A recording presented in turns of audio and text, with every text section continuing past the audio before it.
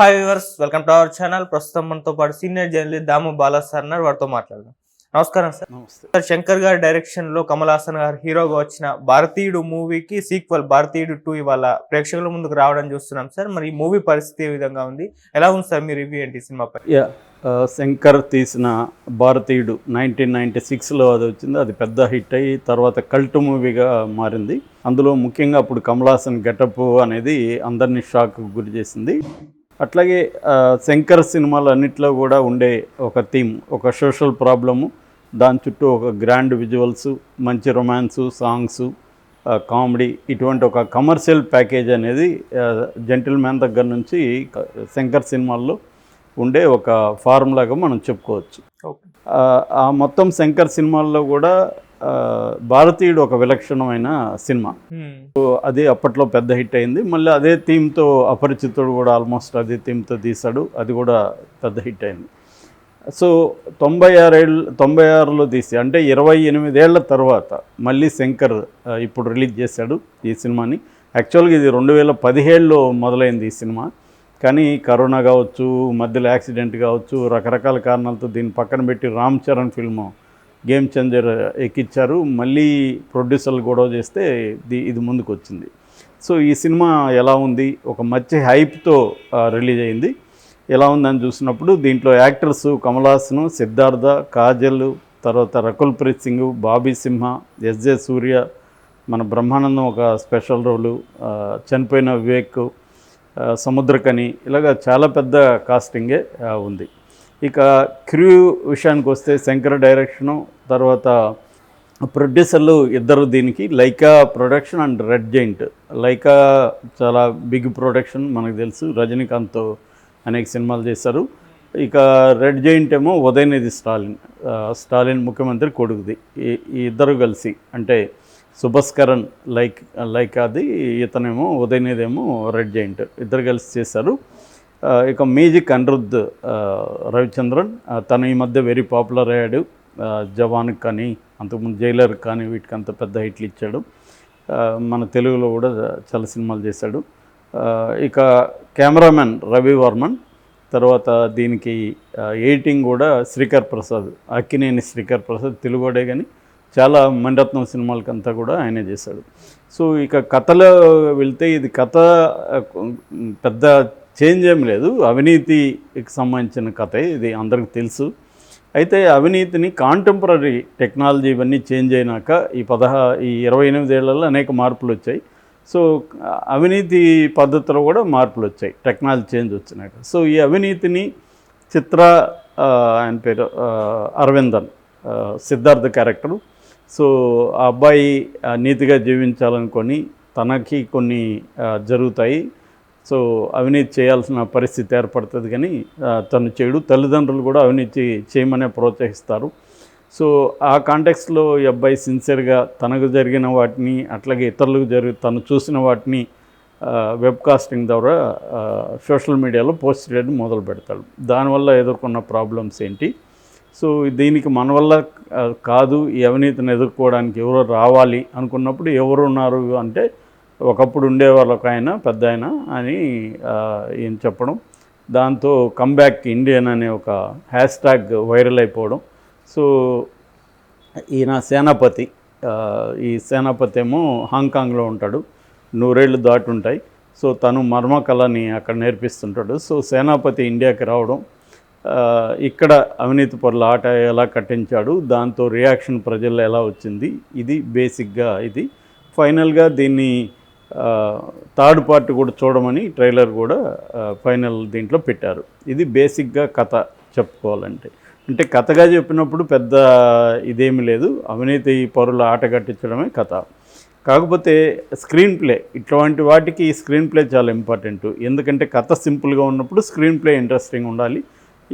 ఈ సినిమాలో screen play తీసుకున్నప్పుడు చాలా ఫస్ట్ ప్రాబ్లమ్ని ఇంట్రడ్యూస్ చేయడం, తర్వాత ప్రాబ్లమ్ని ఎలా ఫేస్ చేస్తున్నారు చూడడం, ఆయన ఎవరో రావాలని కోరుకోవడం, ఆయన రావడం, ఆయన ఇంట్రడక్షను, ఆయన రావడం, ఈ పద్ధతిలోనే జరిగింది. ఫస్ట్ హాఫ్ అంతా కూడా మనకి ప్రధానంగా introduction of the problem, introduction of the characters, ఇవి జరుగుతుంటాయి.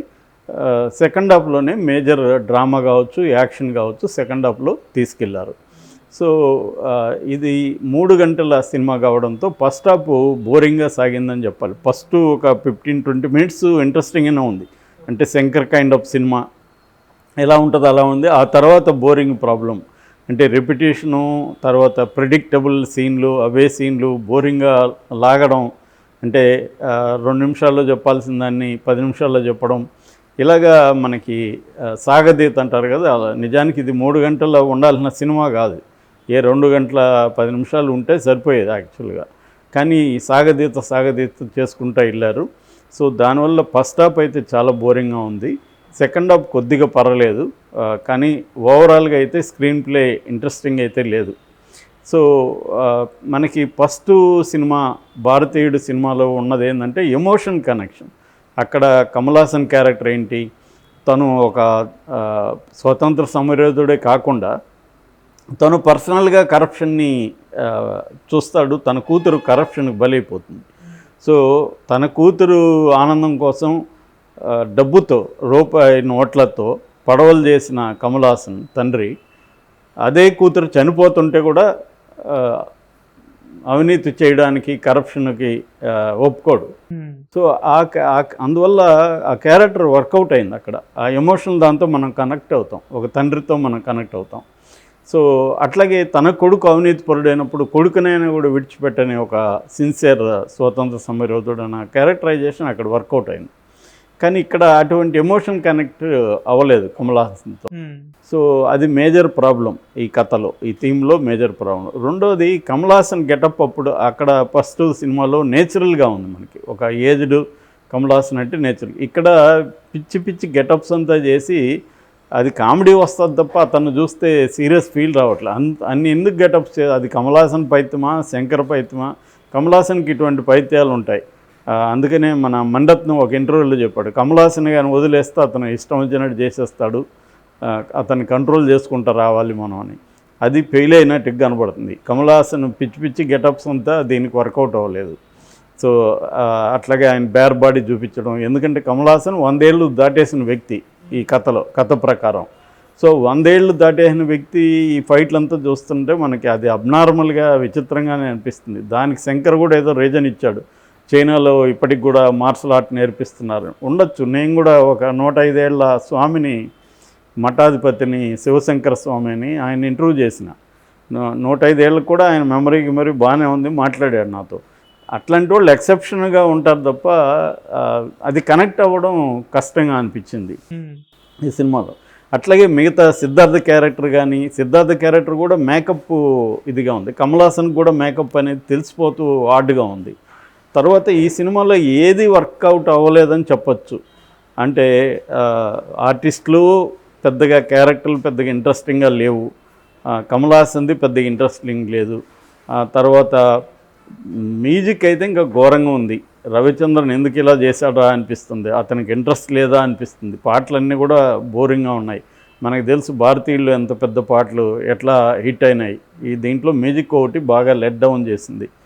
కెమెరా వర్క్ పర్లేదు, రవివర్మన్ కెమెరా వర్క్ బాగుంది.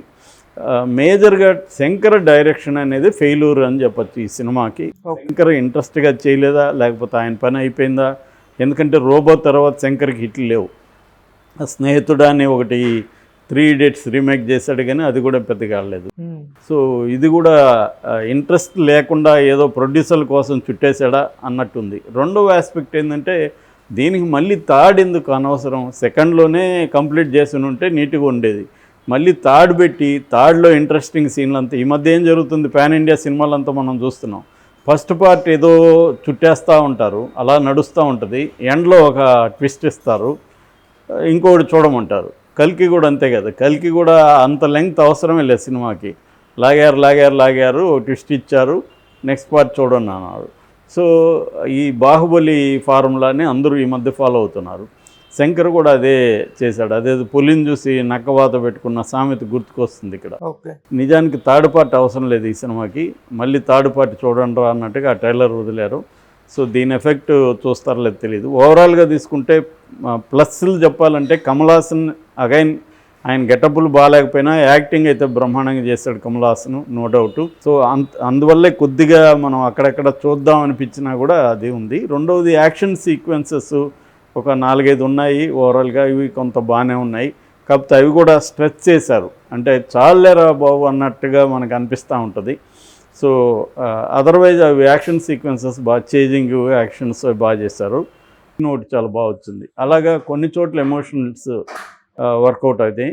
ఓవరాల్గా కమల్ హాసన్ యాక్టింగ్ కావచ్చు, యాక్షన్ సీక్వెన్స్, ఎమోషన్స్ ఇవి వర్కౌట్ అయినాయి. మైనస్లు అయితే అన్ని మైనస్లే. First half major minus, first half అంత లెంగ్త్ అనవసరం. రెండోది old predictable stuff, music minus, ఇంకా స్క్రీన్ ప్లే మైనస్. ఓవరాల్గా అయితే నా rating 2.5 out of 5. Okay sir, thank you so much sir.